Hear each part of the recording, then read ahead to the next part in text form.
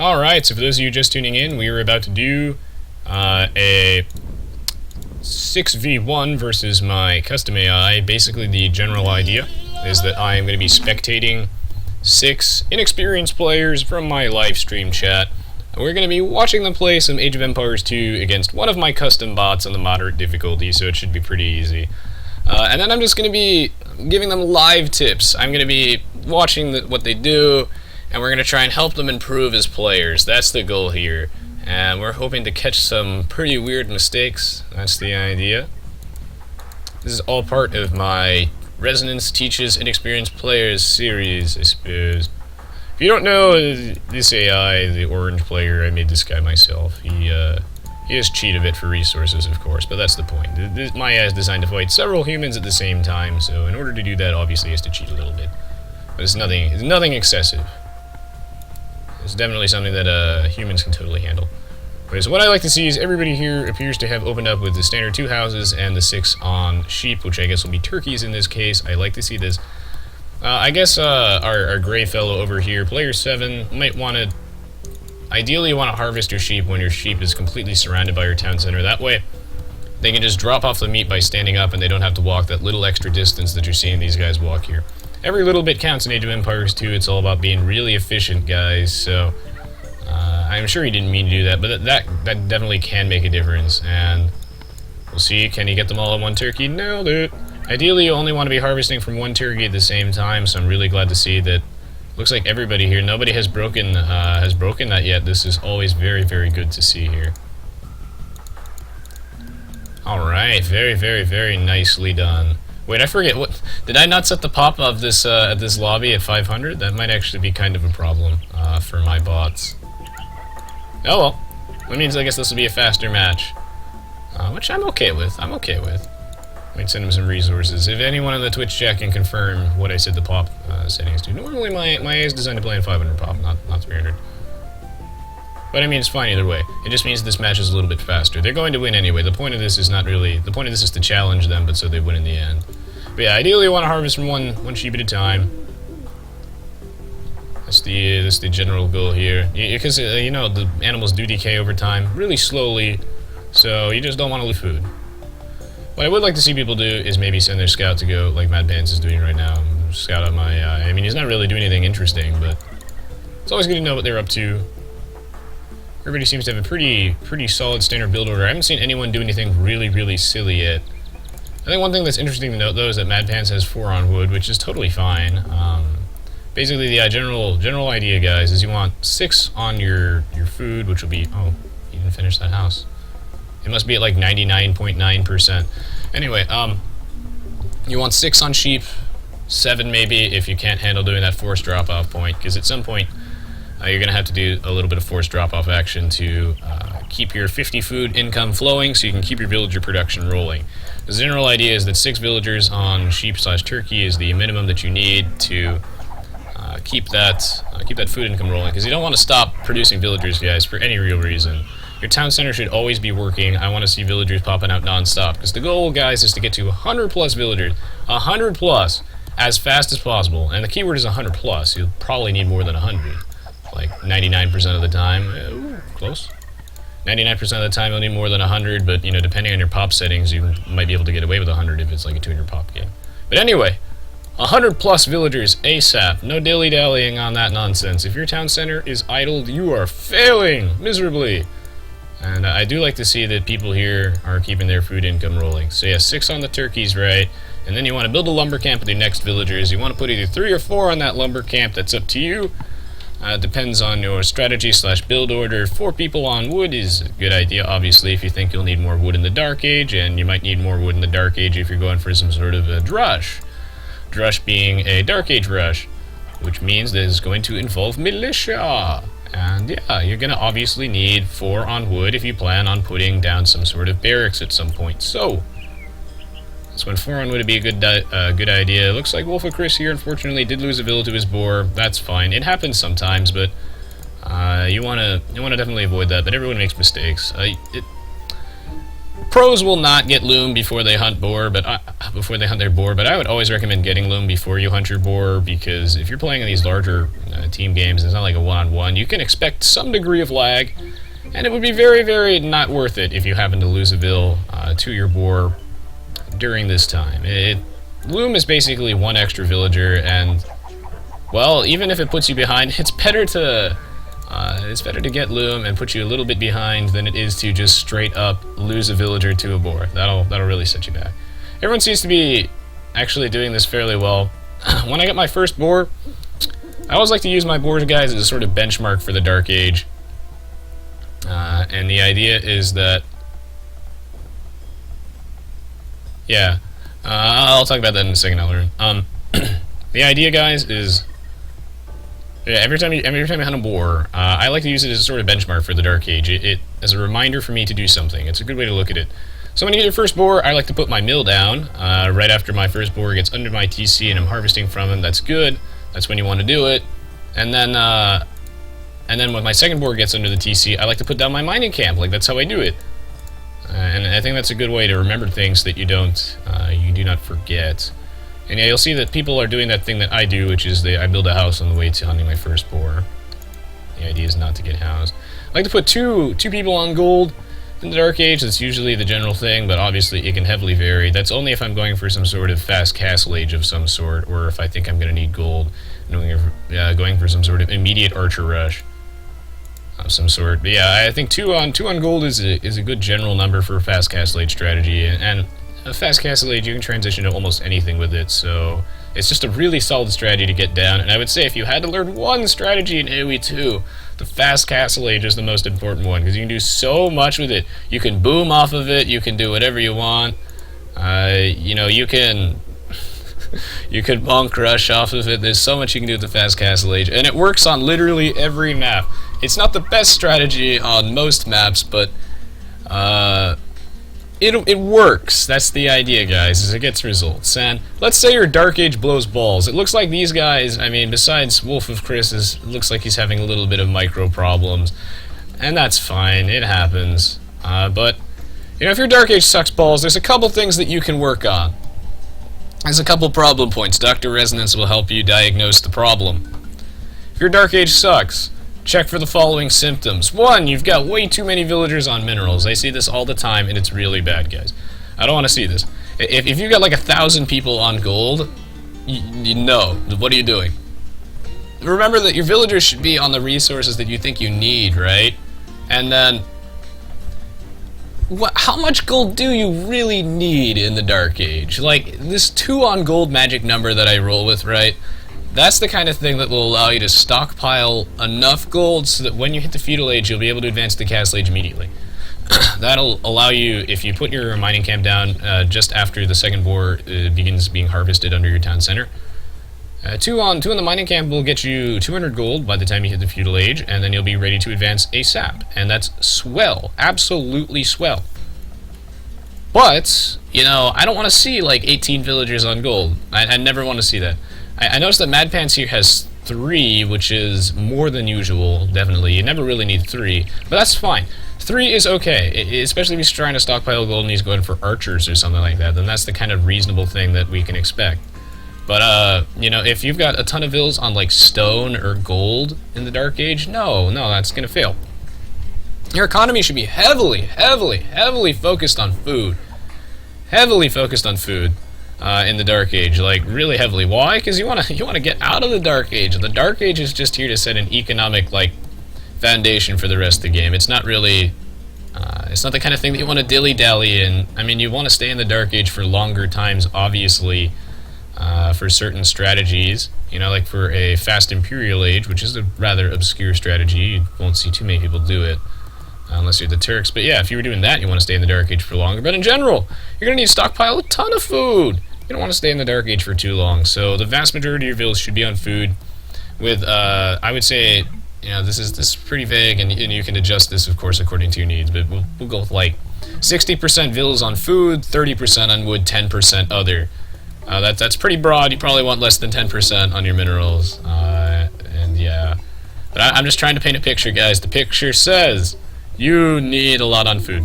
And that's a huge problem for people. Otherwise, if your Dark Age sucks, it's probably because your TC's idle all the time. You're not making vills. It's usually a lot of problems. There's some other like smaller issues that Alarin touched upon. Sometimes if your lumber camp is oversaturated, like I'm trying to find someone's lumber camp who might be oversaturated. I think it's Graze. Yeah, Graze, yeah. You see, player 7's lumber camp right here, this is really oversaturated. And then the villagers get bunched up on each other because, you know, they have no idea what they're doing. They're too busy huffing pan all the time. I talk about this a lot. The villagers, you know, they feel the need to get high. So it's really important that you separate them from each other. So that way they don't peer pressure each other into huff and paint. So the idea is you want to limit your lumber camps, depending on the phase of the game, obviously. It varies, and later in the game you can be a little greedier, but I would say in the early game, you know, limit your lumber camps to maybe like 4 to 7 villagers, tops. And then in the late game, it's a little less of an issue. You can probably go from like 5 to 9, but yeah, in general you want to, yeah, like he's doing it right now. This is bueno. Another thing is of course you want to rebuild your lumber camp when your villagers have to walk. I would say maybe around 2 to 4 tiles from their lumber camp to the trees. That's pretty bad. You never want them to ever have to do that, so that's a good idea. But no one's reached that point, obviously, yet. To rebuild that lumber camp, and you know, and it can be hard to do in the early game. But yeah, this is what I like to see: is that we got 2 lumber camps into people because they got enough lumberjacks. Yellow actually, Wolf of Chris here actually has a reasonable distance between his lumber camp and the trees now. This is what I mean. This is that 2 to 4 tiles thing. 2 to 4 tiles, this is when he should rebuild his lumber camp. And the only reason that he needs to rebuild it now is because his lumber camp was already 2 tiles from the tree line when he built it originally. Ideally, you want your lumber camp to only be a maximum of 1 tile away from the trees the first time you build it like this one. That way you don't have to rebuild it so soon. Attack an enemy now. But yeah, he'll probably have to, he'll want to rebuild that soon because you don't want your vills to be walking such a far distance. That's true. Very, very good castle age time for the players over here. Always nice to see indeed. People know their fast castle bumbo jumbo. You guys aren't really nearly as inexperienced as I thought you guys would be. Perhaps I should lower the ELO requirement again. I was hoping for some actual noobs. You guys seem to be relatively confident, which is always nice to see. Yeah, and Mad Pants is getting kind of close to the point where he might want to rebuild lumber camp. He isn't quite there. His lumber camp on the far left here, it's getting some tile distance. So when he clears away another layer of trees, that'll probably be when he wants to rebuild it. This lumber camp from Mad Pants, though, is a bit oversaturated, and you should probably split that onto another lumber camp. Obviously, you gotta have your priorities straight, right? And, wait, I should research the coinage thing. Oh, no, I get it for free or something. I think I gave it to myself. Or I can't research it because I'm in the Dark Age, right? Give him some resources, buff him up a bit. To meet the challenge of my enemies. Yeah, these guys seem pretty good. Pretty good. Sometimes you gotta watch your vills, like a Mega Shark over here. Sometimes your vills, like I said, they feel the need to, you know, like they'll just be mining some stone, right? And they'll be picking up and they'll be holding it in their hands and they'll be like, fuck, what was I doing again? And they'll just be holding this boulder in their hands. They'll just be standing around. And this is because, guys, stupidity is contagious with your villagers. So you gotta, if they're getting clumped on each other and she's just holding this rock for no reason, you gotta separate them a bit between the stone mines so that they don't get that second-hand high type thing rolling. Always dangerous indeed. So you wanna split your vills a little bit more in that case if that ever happens. But definitely not bad at all. Alright, one thing I like to see, you know, Gray over here, the moment that he... Okay, one of his lumber camps might is a bit of distance here. Anyway, when you hit the castle age, right, what's the first thing you should do? Well, it obviously can vary. I mean, if you're going for some sort of night rush here, like our digger fellow, you don't always need to heavily invest in your eco right off the bat. But remember, guys, we're trying to get to that goal of 100 plus vills as fast as possible. And the keyword is as possible because, okay, yeah, yellow's going to need some serious backup. I hope his teammates have stuff. Looks like they do, but come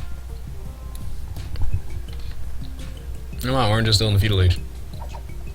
Keel beans, but yeah, I guess it's because he went for a flash. His eco not super good. Anyway, yeah, Like I said as possible, right? Because if you're going for some sort of night rush, obviously your priorities will lie in your knights and not really your town centers. But as a general rule of thumb, is when you advance to Castle Age, like the first thing, one of the first things, and you can delay it a few minutes, is an extra town center. I think everybody's done that so far. That's good. Except yellow. I need an extra TC right off the bat. Oh, okay. Resonance bot is coming in, guys. He is super serious.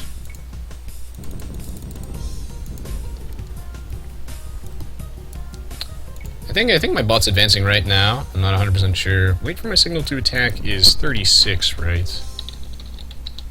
Actually, he's not making any more units. Maybe he's just hit his limit for this difficulty setting. That's fine. Okay, there we go. He advanced. Snazzy. So yeah, extra TCs. I like to see that the Grey's backing him up. We're gonna need a lot of backup, guys. We're gonna need more. Aha! Finally, someone's making a mistake. I like this. Or at least we're seeing some more mistakes I can talk about. For one, yellow over here, you know, the Palisades obviously kind of shabby. You'll just get right through them. I mean, it's like 23 minutes in the game, so I'm sure yellow has noticed that those Palisade walls, you know, they're like the goggles, guys. They do nothing. So stone walls could have been a better idea. I would not have. I mean, this only saves a little bit of wood with the Palisades here. You know, I like people when they use their terrain as a cheap wall off, but I mean, it would have been nice if this wall was slightly further up from yellow so that he could still keep his gold mine safely. But, you know, you win some, you lose some. I do like to see that yellow has prioritized the fletching upgrade here. This is the right decision. So anyway, from red, I saw a bunch of militia, and I'm seeing a bunch of skirmishers here with no upgrades. And I think that the unit selection here is a little suspect. He's at a huge upgrade disadvantage, right? And in this case, he wants to try and, if he wants to be competitive with Orange's army here, he's going to, one, have to not send them in one at a time, because he's really outnumbered. This isn't like an equal footing thing, and he doesn't have the production to really keep this up. He's going to want some upgrades first, and I'm talking like fletching from the blacksmith for your ranged units is so important. It's probably the first upgrade you should get, and it looks like yellow's in deep doo-doo right now. Yeah, he's in a lot of trouble. If he doesn't get ample backup from his teammates, he might have to I'll call off the attack. Yes, turn back. Good. He won't send back all of his units though, just because the original Aoe2 AI is kind of stupid, and it's hard to code it to not attack when I tell it not to. So good old lag. Yeah. Yellow's in deep doo-doo. There's a couple things he could do. One, notice all this time that his villas are just inside this town center and nothing's going on. Sure, he's killing these units, but it would be. He doesn't need, like, he needs to be gathering some sort of resources. He's only got, like, what, 4 lumberjacks who are gathering stuff? What I would do is I would take these extra villas that he has in his furthest south lumber camp, and for one, this lumber camp should have been rebuilt a while ago. I would have yellow take these 4 villas that are on that bottom lumber camp, and I would have him build a town center next, like further out of his base, like maybe on the bottom side of this forest, close to that gold mine, that four little gold mines right there. Why? So that way he can start building up his economy off the back of this. I can tell that yellow is not making any villagers right now and he's getting pressured, and this is really bad. I'm glad to see he didn't ring the town bell, that's of course, but this is really bad. He's just making military units, that's true, which is nice. He's got fletching, this is good, but I would like to see some eco-management rolling here. I want to, because every villager that you lose, guys, should be replaced. It should absolutely be replaced. I also want to see player 6 sending in some of his guys. Everybody here is reinforcing this rather nicely. I like that. I like that green and gray and teal are all sending in guys, and Mega Shark did have his guys here, but Mega Shark should really send his backup in, well, sooner than later. Good. Alright, so Nick Coate over here, our red player, has got his fletching upgrades. Now he's a lot more competitive here. This is good. Obviously, you don't want to wait forever for your upgrades, but it's good to at least just get fletching when you're dealing with an opponent who has fletching before you engage him. That way you don't lose so much. Alright, this good Mega Shark is coming in with the reinforcements. I like this. Everybody is helping each other like one big happy family.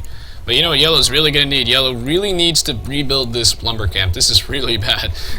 These villas are having to... This is way more than 2 to 4 tiles. And I use the 2 to 4 tiles rule, you know.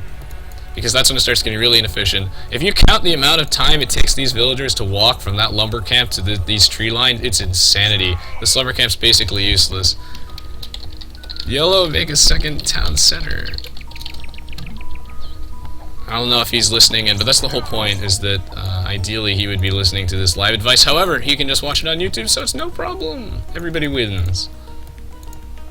So yeah, I do like to see that everybody here has at least a second TC, except for Yellow, which is super swimmingly. I like this a lot. Everybody here is following that golden rule. There's 2 rules in Age of Empires 2, and if you suck, follow these 2 rules, and you will go so far. Oh, so very far. Alright, I think that's enough for this particular wave. If you follow these rules, guys, you'll stop sucking the big balls. I promise. I promise. Rule number 1 is, like I said, get that goal of 100 plus villagers ASAP, and that can entail, a couple things like multiple town centers. Watch your town center. It should not be idle. It should always be producing vills. Good. All right, he's making that second TC. Absolutely fantastic, sir. I dig it. You want to get that goal of 100 plus villagers ASAP, right? So, got to make sure your town center's making villagers non-stop. That's what I want to see. And when I tell you not to attack, don't attack. Wait for my signal to attack. I mean, he doesn't always listen. There's nothing I can really do about that, unfortunately. Looks like some people do have some reinforcements, though, that they could send to him. I do see that really most of his teammates do have ample reinforcements to send us. Unfortunately, Yellow is the one who's being focused here, but this is the kind of war practice that we need, I suppose. The second rule, by the way, if you're wondering, and it's not super relevant until maybe 30 minutes plus, although it is kind of relevant, is, I swear, guys, vary your army composition. And early game, it's totally cool. It's totally cool to make, like, tons of one unit, especially in a team game. That's fine. If it's a one-on-one, though, that's less fine. But, like, making a huge clump of crossbowmen in the early game, for example, is totally fine. Making a bunch of knights or cavalry archers is fine. But in the late game, as the game drags on, you gotta vary that army composition.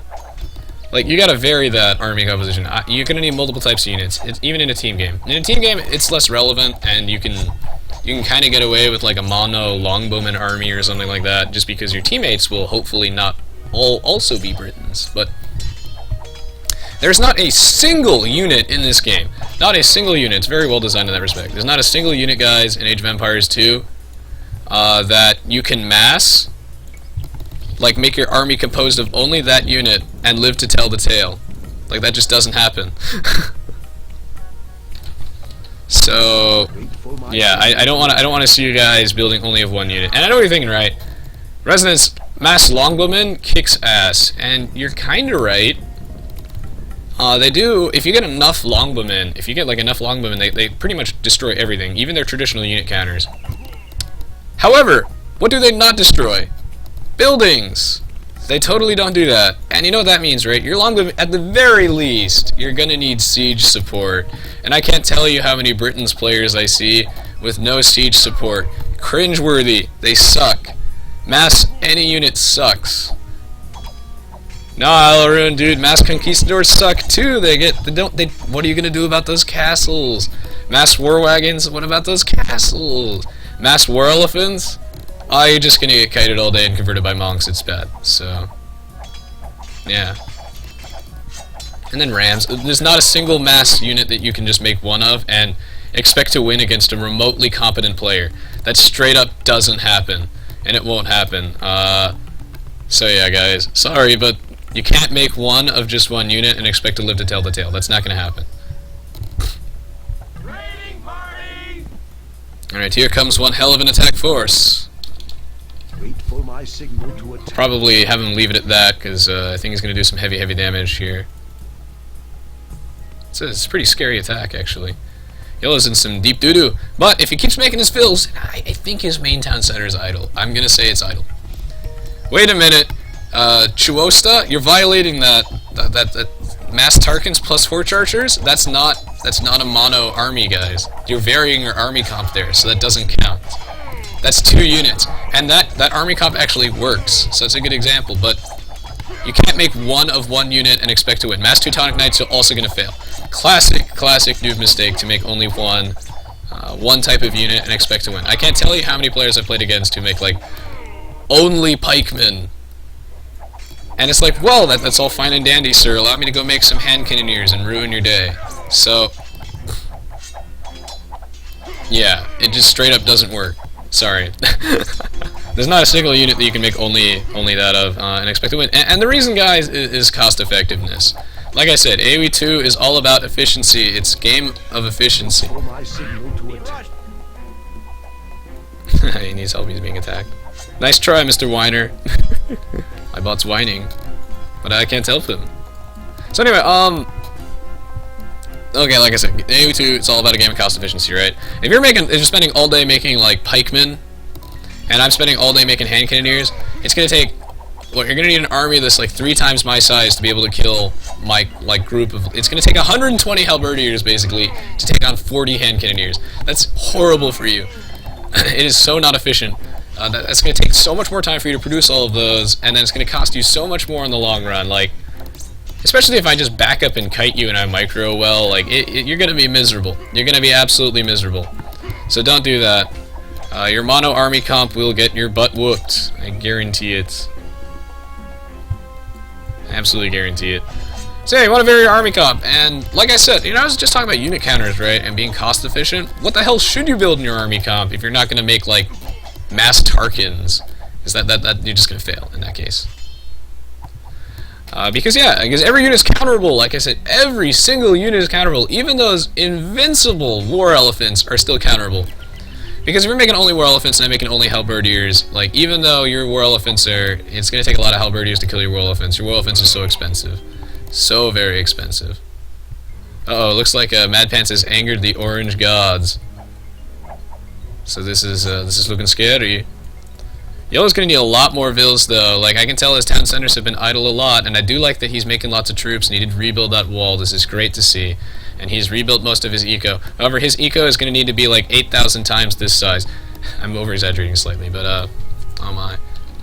I'm gonna tell my AI to back off slightly. Not that it matters because he's just gonna attack again soon anyway. He's programmed to ignore me past like 45 minutes in or something.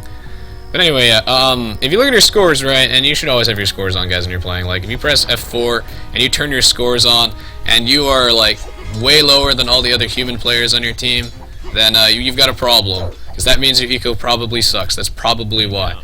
Like if you compare Digger to Wolf over here, really. I mean, obviously your score is composed of multiple factors, but when you look at his score, you can tell that he probably has at least doubled. He obviously has like double the size of the eco that Yellow has. And if Yellow wants to compete, he's going to need double the villagers. I do like that he rebuilt that lumber camp, though. That is swimming. I like to see that. That's great. But he's going to need a lot more vills. Like a lot more. He might want another town center, too, so he can reach that goal of 100 plus vills. You can click that, the economic minimap button in the bottom. The hotkey is Alt-R by default, or I don't know what it is by default, actually. But it's that little gold icon in the bottom right to go check your number of vills. I swear, guys, it better be... Alright, I have these guys. I could be mining things. Yeah, you want to get that goal of 100 plus vills ASAP. And I mean it, you really got to check for that 100 plus vills. And these vills can come from many things. I know 100 seems like a huge number, and it is, but a lot of them will be trade cards. And I cannot stress this enough. And it's good to see that people are exploiting the really, really solid trade line on this map. I like that. Alright, back to the important thing. Rule number 2 of Aoe2. This vary your army composition. What the hell should you build, Resonance, if I can't build only skirmishers? You know, what should I be building? Well, you're gonna pick, first off, you're gonna pick units that are your civilization's strengths. That's the first important thing, is why, and again, it's about being cost efficient. I do not want to see spearmen from the Turks. Why? Because the Turks spearmen, the Turks don't even get the pikeman upgrade. Such a waste. Such a waste to make spearmen. Why? Because spearmen and halberdiers cost the same amount to create. Yes, halberdiers, you do need to upgrade them. You need to research all those techs to upgrade them. And that's expensive. It's an initial investment for a long-term gain. But halberdier versus pikeman, they're the same physical unit cost, and you're just going to straight up lose all those fights miserably if you're making units that your civ sucks balls making. So don't make those. We're gonna turn the game speed up to fast here so that we can get this show on the road, but basically, yeah, don't make units that your Civ sucks balls with. So what you want to do is you want to pick from your Civ strengths. I mean, well, look at the Celts, for example. What do the Celts have? I mean, you look at their bonuses, right, on the little Civ map, and you'll like, oh, their infantry's great, cavalry's pretty good, archers are kinda bad, they're pretty bad. Siege is amazing, infantry's amazing, cavalry's pretty good. So you want to pick from those 3 types of units. That's the definite thing. Now what should you build? Well, you can start with what you want right off the bat, and experiment. So let's say you... Alright, you're gonna look at the enemy, right? Look at this. I see lots of archers here, tons of ranged units. Those are the kind of things that are sitting ducks for these siege weapons, right? So I'm thinking onagers. We're gonna go for some onagers, some siege onagers, maybe some scorpions and rams. That'll decimate this type of army comp just like that. You see that? My goodness. Like, that's the kind of thing we're looking for, guys. And you look at that. Oh my! I hope these guys can handle this. They're all going to need to work together, that's for sure. Red should really send his army to get this show on the road. Purple should also send his guys who are protecting yellow to go fight this. Menace over here. So yeah, first of all, you want to look at your okay. If you don't know what your opponent's building, just pick something that's strong from your unit group. That's a good opening in general. So like, fuck it, you'll go Woad Raiders or something like that. And then you see that your opponents have tons of hand cannoneers, so you'll start making siege onagers. But the general idea is your army comp should consist of units that are both, there's 2 criteria, units that your civ is strong with, or, well, and units that your civilization, like, that counter whatever your units are weak to. So I'm making siege onagers, right, because of all these pesky ranged units. What are my onagers weak to? Horses. These paladins are the bane of my onagers' existence. So I'm going to want to back them up with some infantry. I want these infantry units like halberdiers, because onagers are super expensive too. That's another way to look at this, is onagers are super expensive. They cost approximately $8 billion. You can't afford to lose them. So what you're going to do is you're going to need some halberdiers to back up your siege onagers, and they can deal with those cavalry that'll try to charge your onagers, and they can soak up some damage because they don't cost nearly that much, which is absolutely swell. So that's how you should look at it, is you want to make units that your civ is strong with, and you want to cover your unit weaknesses. So a good army comp for the Celts, a nice standard one, would be halberdiers backed up by siege weapons. Halberdiers also suck balls against buildings, right? So having siege weapons also covers that weakness, which is pretty darn swell if I do say so myself. So, you just want to cover each other's weaknesses. Yeah, my AI map is, AI are just, oh wow, that's actually really funny. This skirmisher's getting all these free kills here. AI map are PC/internet intensive, which is why people don't usually play against them. So, if this thing gets, if this match just gets laggy, I will, I'm more than happy to, I guess, cut this class short. If need be, I do not mind. Because there appears to be a bit of lag shenanigans going on. Not that I really mind. I've said most of what I need to say, and I think these guys are definitely able to turn this around. They're doing great. Let's see. Another thing that I do need to cover, though, especially if I have to cut this lesson short, is that upgrades. We've talked about villagers, guys. The secret is in 100+ villagers ASAP. A good chunk of them are going to be trade cards in a team game, though, so don't be super intimidated. And again, you're going to need a strong eco before you can have a strong military, so that's the idea. We've talked about military, the idea that you cannot make one of one unit and expect to win. You cannot do that. And we've also, the last thing I want to talk about is this idea of, oh my goodness, now that's some ping. I might, if it gets laggy, we can cut this short.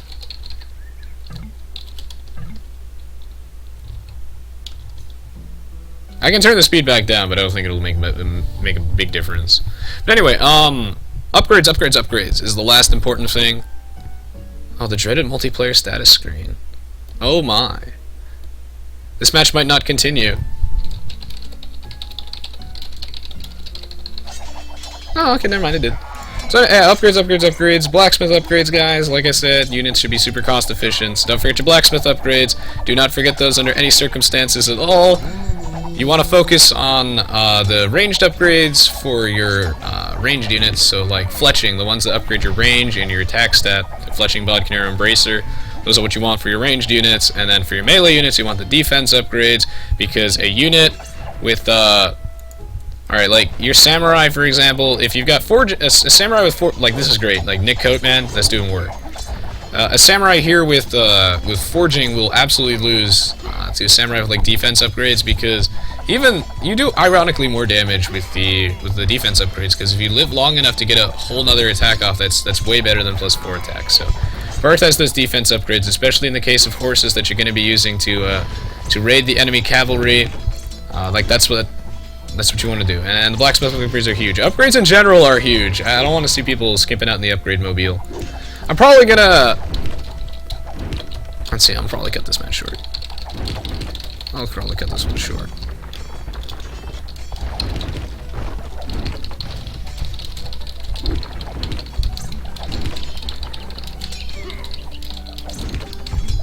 Yeah, everybody's playing really well. I'm actually very proud of all of you all. This is nice. I just want to see more villagers from Yellow. Yellow's eco's super weak. He's not following rule number 1. Everyone else is following rule number 1, though. I like this. 100+ villagers ASAP. And then, rule number 2, I see people varying their army composition. It's less pertinent in a team game because your teammates can cover your own weaknesses. Like, if you're going mass longwoodman, someone else can have siege to deal with the buildings that you inevitably will not be able to blow up. So that's good. That's very good. So yeah, and I see that everybody here is getting their upgrades. People are prioritizing the defense ones for their melee units and the range one for their ranged units. I like this a lot. University techs are important, of course, but they're like not as important as the blacksmith ones for the most part. So, but don't forget your chemistry and your ballistics and whatnot. It all goes without saying. Everyone's playing this extremely well. I'm actually very happy to see that. Yeah, Paladins plus Hand Cannoneers is also a very good, solid, staple army composition. If it goes to the multiplayer status screen again because of some standard Aoe2 lag problems, then I'll just resign. We'll just call this a day. Because I think everybody is... Oh my. I think everybody has heard enough, and I think everybody here has learned their piece. I'm really proud of everybody. Everybody's handling this quite well. The only problem, I guess, if I had to say, is that Yellow's eco is kind of bad. He should make a market, get a lot of trade carts out there. And let's see. Alright. It looks like they are actually winning this middle battle here, so I'll give them maybe another minute, and then we'll move on to the next match. Because I don't see really any reason to either finish this too, especially if it's a bit laggy. There's no real point. And then these guys have learned how to defend well, and they're working together. Look at this, like Green, he lost a lot of vills, right? And he lost the town center. He's rebuilding it. This is so good. I can't tell you how many times I've raided someone, and I've killed all their vills, and then they just don't replace any of them. It's actually startling, and the standard AI will do that too, so... Yeah, don't do that. But yeah, Hand Cannoneers, right, and Paladins, a great army composition. Paladins, right, they're super weak to these melee units with no armor, like Halberdiers and Camels. So, Hand Cannoneers, super strong against melee units with no armor. Fantastic, right? And then Paladins cover the Hand Cannoneers' weaknesses of Onagers and Archers and whatnot, so it's just... everybody wins in that sense. It's a very solid army comp. Alright, gentlemen. Alright. Do we want to continue this?